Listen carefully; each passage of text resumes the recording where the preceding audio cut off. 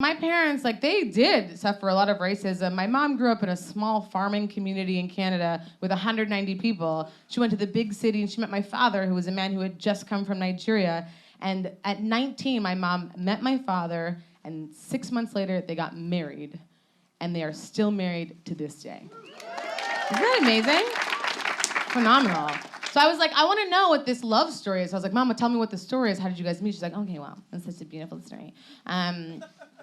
I was at university, I didn't know anybody, so I went down to the gymnasium by myself to practice badminton.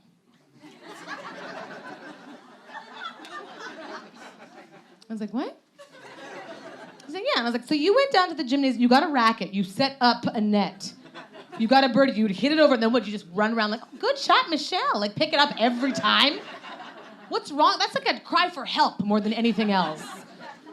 She's like, no. Then your father walked up, and he was wearing short shorts and long socks, and he had a big, girthy mustache. And we played badminton, and the next day we met at the quad, and then, you know, the rest is history. I was like, that's beautiful. And then a couple weeks ago when I was home, she's like, you know, I had a couple bottles of wine, and she goes, do you want to hear the real story?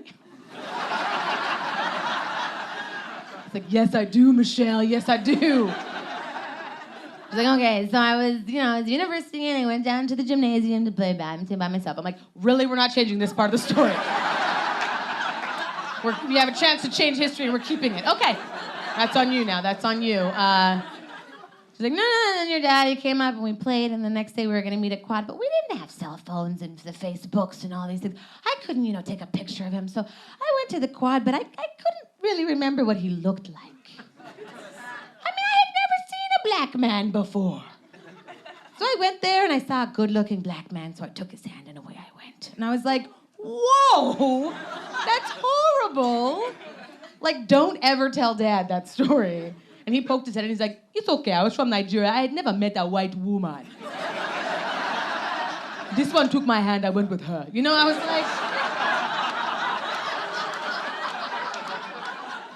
I think there's still a white woman and a black man back in the day who think that they were supposed to be my parents and think they got stood up and I got stuck with these racist idiots instead.